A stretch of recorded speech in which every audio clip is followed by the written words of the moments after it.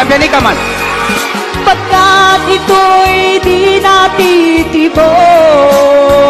Kung darating man ang isang araw, kung darating man ang dalawang araw, kung darating man ang tatlong araw,